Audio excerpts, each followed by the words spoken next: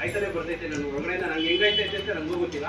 ಇವತ್ತು ನಾನು 1 ವರ್ಷದಿಂದ ಇವತ್ತುವರೆಗೂ 20 ರೂಪಾಯಿ ಊಟ ಕೊಡ್ಕೋತಾ ಬಂದೆ. 1 ವರ್ಷ ಆಯ್ತು ಇವತ್ತು ನಮ್ಮ ಸಿದ್ಧಗಂಗಾ ಊಟದ ಮನೆ ಉದ್ಘಾಟನೆಗೆ. ಹೋದ ವರ್ಷ ನಮ್ಮ ಪರಮ ಪೂಜ್ಯರು ಇವತ್ತಿನ ಮಹಾಸ್ವಾಮಿಗಳು ಬಂದು ಉದ್ಘಾಟನೆ ಮಾಡಿದ್ರು. ಜೊತೆಗೆ ಡಾಂಗಣ್ಣನು ಬಂದಿದ್ರು. ಇವರಿಬ್ಬರು ಸಹಕಾರ ತುಂಬಾ ಇತ್ತು. ಅವತ್ತು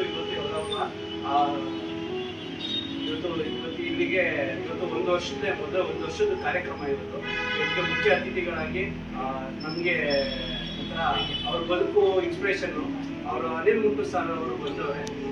ಅವ್ರಿಗೆ ತುಂಬ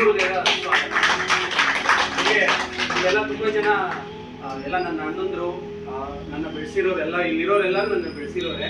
ಇವತ್ತು ನಾನು 20 ರೂಪಾಯಿ ಊಟ ಕೊಡ್ತಾ ಇದ್ದೀನಿ ಅದಕ್ಕೆ ಸುಮ್ಮನೆ ಏನೂ ಆಗಿಲ್ಲ.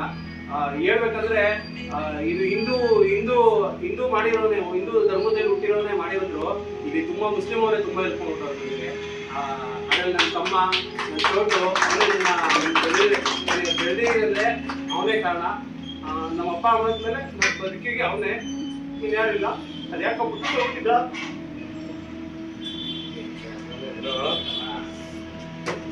ಆಮೇಲೆ ನನ್ನ ತಮ್ಮ ಅವರು ಸಾಬ್ರು ಅಂತಾನೆ ಹೇಳ್ತೀನಿ. ಕೆಲವರು ನೋಡೋರು ಏನಾದ್ರು ಅನ್ಕೊಳ್ಳಿ. ಅವ್ನು ನನ್ನ ತಮ್ಮ, ಅವನು ಫೈಜಲ್ಲು, ಪಕ್ಕದಲ್ಲಿ ರಜಕನ, ಇನ್ನೂ ತುಂಬ ಎಲ್ಲ ನನ್ನ ತಮ್ಮ, ಅವನು ಚೋಟು, ಆಮೇಲೆ ಮೇನ್ ಬ್ಯಾಕ್ ಬೋನ್ ಆಗಿ ಇವನು ನಮ್ಮ ಭಟ್ರಣ್ಣ, ತುಂಬ ಎಲ್ಲರೂ ಇನ್ನೂ ತುಂಬ ನಮ್ಮ ಅಣ್ಣ ಕಿರಣಣ್ಣ ಎಲ್ಲ ತುಂಬ ಎಲ್ಲರ ಸಪೋರ್ಟಿಂದ ಇವತ್ತು ಈ ಸುಮ್ಮನೆ ನಾನೇನು ಮಾಡೋಕ್ಕೆ ಆಗಿಲ್ಲ. ಎಲ್ಲರ ಸಪೋರ್ಟಿಂದ, ತುಂಬ ಅಣ್ಣಂದಿರ ಸಪೋರ್ಟಿಂದ ಇವತ್ತು 1 ವರ್ಷಕ್ಕೆ ಬಂದು ನಿಂತಿದ್ದೀನಿ. ಇನ್ನು ಇವತ್ತು ತುಂಬಾ ಕಷ್ಟಪಟ್ಟಿದ್ದೀನಿ, ತುಂಬಾ ಹತ್ತಿದ್ದೀನಿ, ತುಂಬಾ ನೊಂದಾಗಿದ್ದೀನಿ. ಆದ್ರೆ ಬುದ್ಧಿಯವ್ರು ಹೇಳ್ತಾ ಇದ್ದಂಗೆ ಇನ್ನೂ ಯಾವತ್ತು ದಣಿವಾಗಲೇ ಇಲ್ಲ. ಬುದ್ಧಿಯವರ ಆಶೀರ್ವಾದ ಅದೇನೋ ಗೊತ್ತಿಲ್ಲ, ದಣಿವಾಗಲೇ ಇಲ್ಲ. ಹಿಂಗೆ ಮುಂದಕ್ಕೆ ಹೋಗ್ಬೇಕು ಅಂತ ಯಾವಾಗಲೂ ಅನ್ಕೊಂಡಿದ್ದೀನಿ. ದೇವ್ರಿಚ್ಛೆ.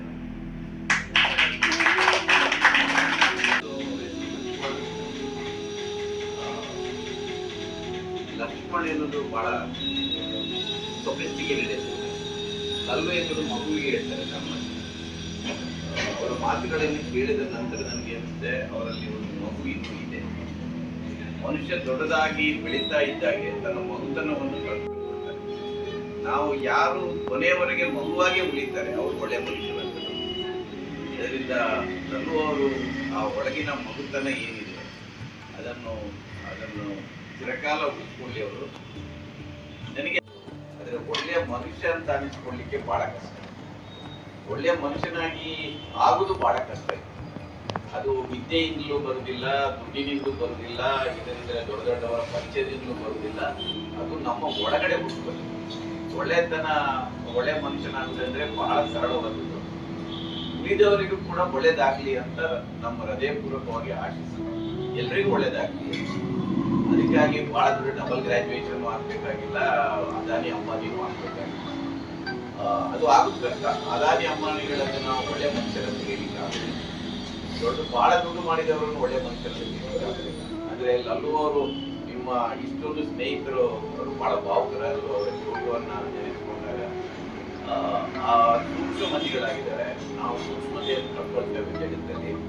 ಈಗ ಬಹಳ ದೊಡ್ಡ ಸೆಕ್ಯುಲರಿಸಂ ಪಾಠ ಎಲ್ಲ ಮಾತಾಡಿದೆ, ನಾವು ಭಾಷಣ ಮಾಡಿದ್ವಿ. ಆದರೆ ತನ್ನ ಒಬ್ಬ ಹುಡುಗನಿಗಾಗಿ ಕಣ್ಣಲ್ಲಿ ನೀರು ತಂದುಕೊಡೋದು, ಅವ್ರ ಜೊತೆಯಲ್ಲಿ ಇರೋದು, ಯಾರಾದ್ರೂ ಏನಾದ್ರೂ ಹೇಳಿ ನಾವು ಕೈದಲ್ಲಿದ್ದಾರೆ, ಅವರು ಚೋಟು ಇದ್ದಾರೆ ನನ್ನ ಜೊತೆ ಅಂತ, ಅದಕ್ಕೆ ಅದು ಪುಸ್ತಕಗಳಿಂದ ಪಾಠ ಅಲ್ಲ, ಅದು ಅವರ ಒಳಗಡೆಯಿಂದ ಹುಟ್ಕೊಂಡಿದೆ. ಇದರಿಂದ ಲಲ್ಲು ಅವರು ಒಳ್ಳೆ ಮನುಷ್ಯರಾಗಿ ಬೆಳೆಸ್ಕೊಳ್ಳಿ. ಈ ಹೋಟೆಲ್ ಉದ್ಯಮ ಇದೆಲ್ಲ, ನಾನು ಮಂಗಳೂರು ಕಡೆ ನಮ್ಮ ಊರಲ್ಲಿ ಯಾವ ಊರಿಗೆ ಹೋದ್ರು, ಯಾವಾಗಲೂ ಎವರೆಸ್ಟಿಗೆ ಹೋದಾಗ ಅಲ್ಲಿ ಅವರು ಟೀ ಮಾಡ್ತಾ ಇದ್ದಾರೆ. ಆ ರೀತಿಯ ಹೋಟೆಲ್ ಉದ್ಯಮದ ಪ್ರಿಯವರು. ಈ ಹೋಟೆಲ್ ಉದ್ಯಮದಲ್ಲಿ ಬೇರೆ ಎಲ್ಲ ಉದ್ಯಮದಲ್ಲಿ ಮಾಡಿದ್ರೆ ದುಡ್ಡು ಮಾತ್ರ ಬರುತ್ತೆ. ನೀವು ಅನ್ನದಾತ ಸುಖೀ ಭವ ಅಂತ ಹೇಳ್ತಾರಲ್ಲ, ಹೊಟ್ಟೆ ತುಂಬ ಊಟ ಮಾಡಿದ್ರೆ, ಚೆನ್ನಾಗಿ ಊಟ ಮಾಡಿದ್ರೆ ಚೆನ್ನಾಗಿ ಕನಸಿ ಹೋಗ್ತಾರಲ್ಲ, ದುಡ್ಡಿನ ಜೊತೆ ಆ ರೀತಿಯ ಆರೈಕೆ ಸಿಗುವುದು ಹೋಟೆಲ್ ಉದ್ಯಮದಲ್ಲಿ. ಬೇರೆ ಎಲ್ಲ ಈಗ ಯಾವ್ದಾದ್ರು ಅಂಗಡಿಗೆ ಹೋಗಿ ಏನೋ ಪರ್ಚೇಸ್ ಮಾಡಿದ್ರೆ ಅವನ ದುಡ್ಡು ಮಾಡಿದಾನೆ, ಅವನ ತಪ್ಪೋಗಿ ಶಾಪ್ ಹಾಕೊಂಡು ಬರ್ತಾನೆ. ಇದ್ರ ಹೋಟೆಲಲ್ಲಿ ನಿಮಗೆ ಒಳ್ಳೆ ಊಟ ಹಾಕಿದ್ರೆ ಹೊಟ್ಟೆ ತುಂಬಾ ಅಷ್ಟೇ ಇರೋದು. ನಾನು ಲಲ್ಲು ಅವರಿಗೆ ಹೇಳೋದಿಷ್ಟೇ, ನೀವು ಒಳ್ಳೆತನ ಇರಲಿ, ಆದರೆ ಸ್ವಲ್ಪ ಪ್ರಾಕ್ಟಿಕಲ್ ಆಗಿ ಕೂಡ ಇರಲಿ. ನೀವು ಎಲ್ಲವನ್ನು ಕಳ್ಕೊಂಡು ಏನು ಮಾಡ್ಲಿಕ್ಕೆ ವ್ಯಾಪಾರಕ್ಕೆ ವ್ಯಾಪಾರದ ಕೆಲವು ಸೂತ್ರಗಳಿದೆ. ನಾವು ಹಾಕಿದ ಬಂಡವಾಳದಲ್ಲಿ ನಾವು ನಷ್ಟ ಮಾಡ್ಕೊಳ್ಬಾರ್ದು. 20 ರೂಪಾಯಿಗೆ ಊಟ ಹಾಕಿ ಸಮಸ್ಯೆ ಏನಿಲ್ಲ, ಆದ್ರೆ ನೀವು ನಷ್ಟ ಮಾಡ್ಕೊಳ್ಬೋದು.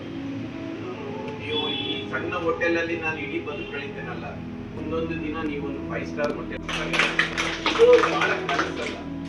ನಿಮಗೆ ಗೊತ್ತಿದೆ, ಅಂಬಾನಿ ಯಾವುದೋ ಪೆಟ್ರೋಲ್ ಬಂಕ್ ಅಲ್ಲಿ ಪೆಟ್ರೋಲ್ ಆಗ್ತಾ ಇತ್ತು ಕಾಲದಲ್ಲಿ. ಅಂಬಾನಿ ಈಗಿನ ಅಂಬಾನಿ ಅಂಬಾನಿ ಅವನು ಇವತ್ತು ಸಾವಿರಾರು ಕೋಟಿ ರೂಪಾಯಿ ಸಾಮ್ರಾಜ್ಯ. ನಿಮ್ಮ ಇನ್ಫೋಸಿಸ್ ನ ನಾರಾಯಣ ಮೂರ್ತಿಗಳು ಯಾವುದೋ ಒಂದು ಶೆಡ್ ಅಲ್ಲಿ ಸಣ್ಣ ಒಂದು IT ಕಂಪನಿ ಸ್ಟಾರ್ಟ್ ಮಾಡಿದ್ರು, ಇವತ್ತು ಸಾವಿರಾರು ಕೋಟಿ.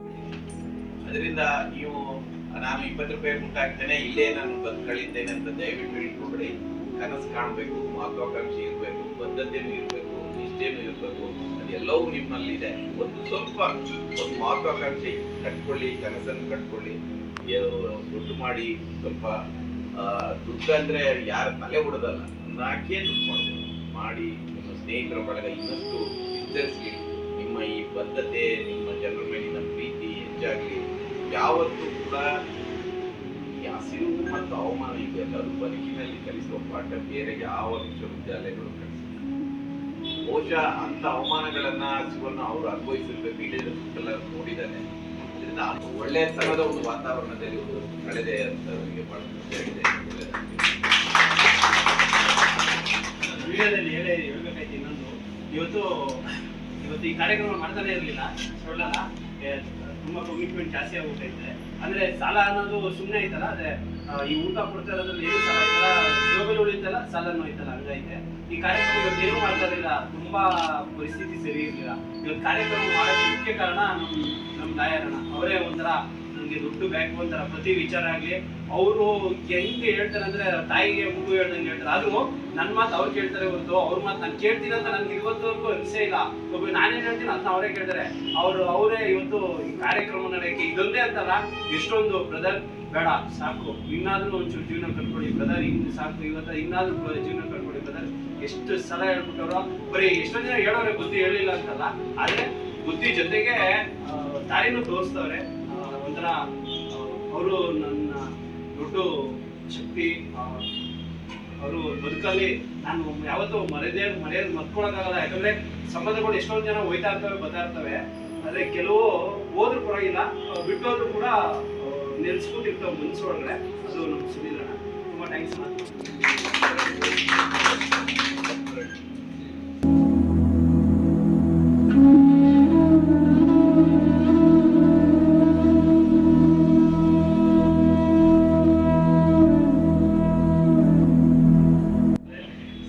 ಲಕ್ಷಾಂತರ ಮಕ್ಕಳಿಗೆ ನಾಡಿನ ಪ್ರಜ್ಞೆ ಮತ್ತೆ ವೈಚಾರಿಕತೆಯನ್ನು ಕಲಿಸುತ್ತಿದ್ದ ಮಹಾಗುರುಗಳು ದಿನೇಶ್ ಅಮೀನ್ಮಠ ಸರ್ ಅಂತ ಪ್ರಜಾವಾಣಿಲಿ ಕೆಲಸ ಮಾಡಿದ್ದೀರಿ ಸರ್. ವೈಚಾರಿಕ ಲೇಖನಗಳಲ್ಲಿ ಸಾವಿರಾರು ಲೇಖನಗಳು ಬರೆದಿದ್ದಾರೆ. ಮತ್ತೆ ಇವತ್ತು ನೀವು ಕರ್ನಾಟಕದಲ್ಲಿ ರಾಜಕಾರಣದಲ್ಲಿ ಮತ್ತು ಸಾಂಸ್ಕೃತಿಕ ವಲಯದಲ್ಲಿ ಪ್ರಾಮಾಣಿಕ ಹುಡುಕ್ತೀರಂದ್ರೆ ಕೆಲವು ಜನರಲ್ಲಿ ಸರ್ ಕೂಡ ಒಬ್ರು. ಅವರಿಗೆ ವಿಶೇಷ ಕಾರ್ಯಕ್ರಮದಲ್ಲಿ ಬ್ರದರ್ ಜೊತೆ ನಮ್ಮ ಆತ್ಮೀಯರಿಗೆ ಬಂದಿದ್ದಾರಲ್ಲ ಸರ್ಗೆ ತಮ್ಮ, ಹಾಗಾಗಿ ಎಲ್ಲರ ಮೂಲಕ ಅವರಿಗೆ ನಾನು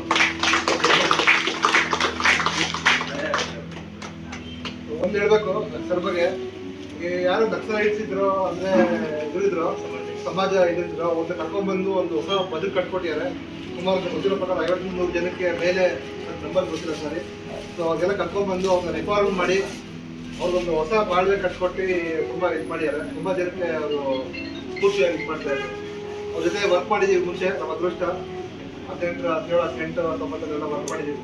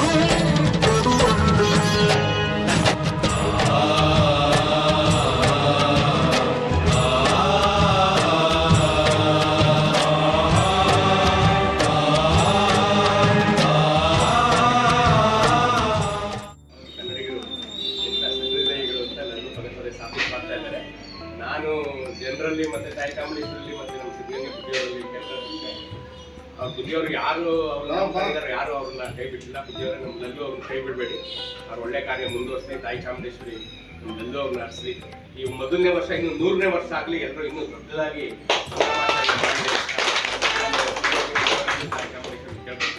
ಎಲ್ಲರಿಗೂ ಒಳ್ಳೆಯದು. ಸೇವೆ ಮತ್ತು ಬಹಳ ಬಡವರಿಗೆ ಸಿಗುವಂತ ದರ ಕೂಡ ಕಡಿಮೆ ಮಾಡಿ ಮಾಡ್ತಾರೆ. ಇದು ಬರೀ ಕನ್ನಡಿಗರು ಮಾತ್ರ ಮಾಡೋದಕ್ಕೆ ಸಾಧ್ಯ. ನೀವು ಈ ಬೆಂಗಳೂರಲ್ಲಿ ಬೇರೆ ಯಾವುದೇ ಭಾಷಿಕರ ಹೋಟೆಲ್ಗಳಲ್ಲಿ ಈ ರೀತಿಯಾದಂಥ ಸಹೃದಯತೆಯನ್ನು ನೀವು ಕಾಣೋದಕ್ಕೆ ಸಾಧ್ಯವಿಲ್ಲ. ಕನ್ನಡಿಗರು ಓಪನ್ ಮಾಡಿರುವಂಥ ಹೋಟ್ಲಲ್ಲಿ ಹೋದ್ರೆ ನೀವು ನಂಬ್ತಿರೋ ಬಿಡ್ತಿರೋ ಒಂದು ಅಜ್ಜಿ ಇದೆ ಇಲ್ಲಿ. ನೀವೇನಾದ್ರು ತಿಂತಾ ಇದ್ರೆ ತಿಂತಾರೆ, ಇನ್ನೊಂದು ಸ್ವಲ್ಪ ಬಡಿಸುತ್ತೆ. ಅದಕ್ಕೆ ಬಡಿಸಿರೋದಕ್ಕೆ ಎಕ್ಸ್ಟ್ರಾ ಅದಕ್ಕೆ ಏನು ದುಡ್ಡು ಕಾಣಲ್ಲ. ಎಲ್ಲವರು ಹಂಗೆ ಅಂತ ತಿಳ್ಕೊಂಡು ನಾವು ಕನ್ನಡಿಗರು ಮಾತ್ರನೇ ಈ ರೀತಿಯಾದಂಥ ವಿಶಾಲ ಹೃದಯದವರು. ನಾವು ಹೊಟ್ಟೆ ತುಂಬಲಿ ನಮ್ಮ ಹೋಟೆಲ್ ಅವ್ರು ಬಂದಿರೋರಿಗೆ ಅಂತ ಫಸ್ಟ್ ನೋಡ್ತೀವಿ. ಇದು ದುಡ್ಡು ನಾವೇ ನೋಡ್ತೀವಿ. ಇದು ನಮ್ಮ ಪ್ಲಸ್ ಪಾಯಿಂಟ್ ಹೌದು, ಮೈನಸ್ ಪಾಯಿಂಟ್ ಹೌದು. ಪ್ಲಸ್ ಪಾಯಿಂಟ್ ನಾವು ಎಲ್ಲರ ಹತ್ರ ಒಳ್ಳೆಯವರು ಅನ್ಸ್ತೀವಿ, ಮೈನಸ್ ಪಾಯಿಂಟ್ ಸಾಲ ಮಾಡ್ತಾ ಇದ್ದೀವಿ. ಹಂಗಾಗದೇ ಇರಲಿ, ಇಲ್ಲೆಲ್ಲೂ ಅವ್ರೊಂದು ಒಳ್ಳೆ ಬಿಸ್ನೆಸ್ ಆಗಲಿ, ಅವರು 4 ಕಾಸು ಮಾಡಲಿ, ಕನ್ನಡಿಗರು ಉದ್ಯೋಗಿಗಳಾಗಬೇಕು. ಈಗ ಲಲ್ಲು ನೋಡಿ 4 ಜನ ನಾವು ಇಂಥ ಹೋಟ್ಲ್ ಮಾಡ್ಬೇಕಪ್ಪ ಅಂತ ಹೊರತು ಅಯ್ಯೋ ಲಲ್ಲು ಹಿಂಗಾಗ್ಬಿಟ್ರಲ್ಲ ಅಂತ ಅನ್ಕೋಬಾರ್ದು. ಸೊ ಅದಕ್ಕೂ ದೇವ್ರು ಕೊಡ್ಬೇಕು. ನಮ್ಮೆಲ್ಲರದು ಆರೈಕೆನೂ ಇರ್ಬೇಕು, ನಿಮ್ಮೆಲ್ಲರೂ ಆರೈಕೆನೂ ಲಲ್ಲು ಅವ್ರ ಮೇಲೆ ಇರಬೇಕು. ಗೊತ್ತಾಯ್ತು ಅಂದ್ರೆ ಈ ಕೋವಿಡ್ ಸಂದರ್ಭದಲ್ಲಿ ಅತ್ಯದ್ಭುತವಾಗಿ ಒಂದು ಕೆಲಸ ಮಾಡೋದು. ಇಡೀ ಬೆಂಗಳೂರಿನಲ್ಲಿ ಯಾವ್ದಾದ್ರು ಒಂದು ಅನ್ನದಾನಗಳು ಮಾಡಿದ್ರು ದೊಡ್ಡ ದೊಡ್ಡ ಮಟ್ಟದಲ್ಲಿ ಅಂದ್ರೆ ಅದು ನಮ್ಮ ನಲ್ಲು ಅವರು ಕೂಡ ಒಬ್ರು ಅಂತ ಹೇಳಕ್ ಇಷ್ಟಪಡ್ತೀನಿ. ಲಕ್ಷಾಂತರ ಪಾಕೆಟ್ಗಳು ಊಟದ ಕೊಟ್ಟರು. ಮತ್ತೆ ಈ ಕೋವಿಡ್ಗೆಲ್ಲ ನಾವು ಎದುರ್ಕೊಂಡು ಮನೇಲಿದ್ವಿ. ಆ ಸಮಯದಲ್ಲಿ ನಮ್ಮ ಫ್ಯಾಮಿಲಿಗಳು ಎದುರ್ಕೊಂಡು ಮನೇಲಿದ್ವಿ. ಇದು ನಿಜ, ಸುಳ್ಳಲ್ಲ, ನಿಜ ಇದು. ಆ ಸಮಯದಲ್ಲಿ ರೋಡ್ನಲ್ಲಿ ಅವರ ಜೀವನ ಅಂದು ತೋರೋದು. ಪ್ರತಿದಿನ ಬೆಳಿಗ್ಗೆ ರಾತ್ರಿ ಮಧ್ಯಾಹ್ನ ಯಾರಂತ ಬೇಕೋ ಅವ್ರು ಊಟ ಇದು ಮಾಡಿದ್ದಾರೆ. ಮಧ್ಯಾಹ್ನ ಎಸ್ಪೆಷಲಿ ಅವರು 1000 ದಿನಕ್ಕೆ 1,000 2,000 ಜನಕ್ಕೆ ಪ್ರತಿದಿನ ಕಂಟಿನ್ಯೂಸ್ ಸುಮಾರು 60 ದಿನ ಕೊಟ್ಟಿದ್ದಾರೆ. 60 ದಿನ ಅದೆಷ್ಟು ಬಂಡಿಗಳ ಅಕ್ಕಿಗಳು ಬಳಸಿ ಕೊಟ್ಟಿದ್ದಾರೆ ಗೊತ್ತಿಲ್ಲ. ಆ ಒಂದು ಈ ಸುತ್ತಮುತ್ತಲಿನ ಜನಗಳ ಪ್ರೀತಿ ಗಳಿಸಿದಾರಲ್ಲ, ಅದು ಬಹಳ ದೊಡ್ಡದು. ಅದನ್ನೆಲ್ಲ ನಾವು ಬೆಳೆಸ್ಕೊಳ್ಳೋದು ಬಹಳ ಕಷ್ಟ ಇದೆ. ಇದನ್ನ ನೋಡಿ ಕಲಿಯುವಂಥದ್ದು ತುಂಬಾ ಇದೆ ಎಲ್ಲ ಜನಗಳಿಗೆ. ಸರ್ ಹೇಳಿದಂಗೆ ಅವ್ರದ್ದು ಇದು ಇನ್ನೂ 100 ವರ್ಷ ತುಂಬಲಿ, ಮತ್ತೆ ಎಲ್ಲರೂ ದೇಣಿಗೆ ಕೊಡ್ಲಿ ಅವ್ರಿಗೆ. ಅದೇ ರೀತಿ ಅವರು ಒಂದು ಬಿಸ್ನೆಸ್ ಮಾಡಿ ಚೆನ್ನಾಗಿ ಇದನ್ನು ನಡ್ಸ್ಕೊಂಡು ಹೋಗೋ ರೀತಿ ಆಗಲಿ. ನಮ್ಮ ಕರ್ನಾಟಕದಲ್ಲಿ ಇಡೀ ವಿಶ್ವದಲ್ಲೇ ಏನ್ ಹೇಳ್ತೀವಿ ದಾಸೋಹ ಅನ್ನೋದನ್ನ ಬಿತ್ತಿರೋದು ನಮ್ಮ ಬಸವಣ್ಣ ಅವರು. ಮತ್ತೆ ಅದನ್ನ ನಡ್ಸ್ಕೊಂಡ್ ಬರ್ತಾ ಇರೋದಕ್ಕೆ ನಮ್ಮ ತುಮಕೂರು ಸ್ವಾಮೀಜಿಗಳಿರ್ಬೋದು, ಸಾಕಷ್ಟು ಮಠಗಳಿದಾವೆ. ಆ ಮಠ ಅಲ್ಲದೆ ಇದ್ರು ಇವ್ರದ್ದು ಆ ಮಠದ ಒಂದು ಶೈಲಿನಲ್ಲೇ ಈ ಒಂದು ದಾಸೋಹವನ್ನು ಮಾಡ್ತಿದ್ದಾರೆ. ಅವ್ರು ಯಾವುದೇ ಸನ್ಯಾಸಿಗಳಿಗಿಂತ ಚಿಕ್ಕವರಲ್ಲ. ಅವರನ್ನು ಒಂದು ರೀತಿಯ ಒಂದು ಜನಗಳ ಕೆಲಸ ಮಾಡೋದ್ರಲ್ಲಿ ಒಂದು ಸನ್ಯಾಸತ್ವನೇ ತಗೊಂಡಿದ್ದಾರೆ ಅಂತ ಹೇಳಕ್ಕೆ ನಿಜವಾಗ್ಲೂ ಹೃದಯಪೂರ್ವಕ ಹೇಳ್ತೀನಿ. ನಾನು ಅವ್ರನ್ನ ನೋಡಿದ್ದೀನಿ. ಪ್ರತಿ ಬಾರಿನೂ ಅವಶ್ಯಕತೆ ಇರುವಾಗ ಮಾತ್ರ ಕೊಟ್ಟಿಲ್ಲ. ಬೇರೆ ಸಂದರ್ಭದಲ್ಲಿ ಇವಾಗ ಕೋವಿಡ್ ಇಲ್ಲ, ಇವಾಗಲೂ ಕೊಡ್ತಿದ್ದಾರೆ. ಅಂದ್ರೆ ಜನಗಳಿಗೆ ಊಟ ಅನ್ನೋದು ಹೇಳ್ಕೊಳಕ್ಕಾಗಲ್ಲ. ಆ ಥರ ದುಡ್ಡಿಲ್ಲ, ಇವತ್ತು ಕೆಲ್ಸಕ್ಕೆ ಹೋಗ್ಬೇಕು, ಟಿಫನ್ ಮಾಡಿಲ್ಲ ಅಂತ ಹೇಳ್ಕೊಳಕ್ಕಾಗಲ್ಲ. ಅಂಥವರೆಲ್ಲ ಇಲ್ಲಿ ಆರಾಮಾಗಿ ಬಂದು ತಿನ್ಕೊಂಡು ಹೋಗೋದು ಒಂದು ವ್ಯವಸ್ಥೆ ಮಾಡಿದ್ದಾರೆ. ದೇವರು ಅವ್ರಿಗೆ ಆರೋಗ್ಯ ಎಲ್ಲ ಕೊಟ್ಟು ಐಶ್ವರ್ಯ ಕೊಟ್ಟು ಚೆನ್ನಾಗಿರ್ಲಿ ಅಂತ ನಾನು ಹೇಳ್ಬೋದು. ನಾನು ಹೆಚ್ಚಾಗಿ ಏನು ಓದಿರೋದ್ರಲ್ಲಿ ಯಾವುದೂ ಇಲ್ಲ. ಕಾಲೇಜಿಗೂ ಹೋಗ್ತಾರಿಲ್ಲ, ಸರಿಯಾಗಿ ಓದಿಲ್ಲ, ಏನು ಮಾಡಿಲ್ಲ. ಆದರೆ ನನಗೆ ಒಂಥರ ಬರೀ ನಾನು ಕನ್ನಡದವನಪ್ಪ, ನಮ್ಮ ಬೆಂಗಳೂರಲ್ಲಿ ಕನ್ನಡ ಬಿಡಬೇಕು ಅನ್ಕೋತಾ ಇದ್ದೆ ಅಷ್ಟೇ. ಆದರೆ ಅದಕ್ಕೆ ಇವತ್ತು ನನ್ನಂಥ ಲಕ್ಷಾಂತರ ಜನಕ್ಕೆ ಸಾರು ಇವತ್ತು ತುಂಬ ಟೀಚರ್ ಆಗೋರೆ. ಹೆಂಗ್ ಟೀಚರ್ ನನಗೆ ನಾಲ್ವಡಿ ಕೃಷ್ಣರಾಜ ಒಡೆಯರ್ ಯಾರು ನಮ್ಮ ರಾಜರು ಅಷ್ಟೇ ನಂಗೆ ಗೊತ್ತಿರೋದು. ನಮ್ಮ ತಾಯಿ ನನಗೆ ಗೊತ್ತೇ ಇರಲಿಲ್ಲ ಅವ್ರು ಏನೇನು ಮಾಡೋರೆ, ಏನು ಬಿಟ್ಟವ್ರೆ, ಕನ್ನಂಬಡಿ ಕಟ್ಟವ್ರೆ, ಬುಡು ಕಟ್ಟವ್ರೆ ಅನ್ಕೊಂಡೆ. ಆದರೆ ಇನ್ನಿನ ಕಷ್ಟ ಅವ್ರು ಯಾಕೆ ಇಷ್ಟು ಮಾಡಿದ್ರು. ಮತ್ತೆ ಬರೀ ಅದಷ್ಟೇ ಅಲ್ಲ, ಇವತ್ತು ಕೃಷ್ಣರಾಜ ಒಡೆಯರ್ ಯಾರು ಅನ್ನೋದೇ ನನ್ಗೆ ಗೊತ್ತಿಲ್ಲದೆ ಇರೋದ್ರ ಬಗ್ಗೆ ಇವತ್ತು ನಾನು ಅವ್ರ ಹೆಸರು ಹೇಳ್ತಾ ಇದ್ದೆ ನನ್ನ ರೋಮಾಂಚನ ಆಯ್ತದ್ದು. ಅದಕ್ಕೆ ಮುಖ್ಯ ಕಾರಣ ಧರ್ಮೇಂದ್ರ ಸಾರು. ಇವತ್ತು ಅವರು ಬರೀ ಅವ್ರು ಒಬ್ಬರಂತನಲ್ಲ, ಯಾವುದೇ ಬೆಂಗಳೂರಲ್ಲಿ ಎಲ್ಲ ಬೀದಿಗಳ ಬಗ್ಗೆನೂ ಅವ್ರಿಗೆ ಗೊತ್ತು. ಅಂತ ದೊಡ್ಡ ಭಂಡಾರ ಅವರು, ದೊಡ್ಡ ಗ್ರಂಥಾಲಯ ಅವರು ನಮ್ಮ ಕನ್ನಡಕ್ಕೆ ನಮ್ಸಿಗೆ ನನಗೆ ಪರಿಚಯ ಆಗಿರೋದು ನನ್ನ ಅದೃಷ್ಟ. ತುಂಬಾ ಥ್ಯಾಂಕ್ಸ್. ಅದು ಇವಾಗ ನೀವು ನಮ್ಮ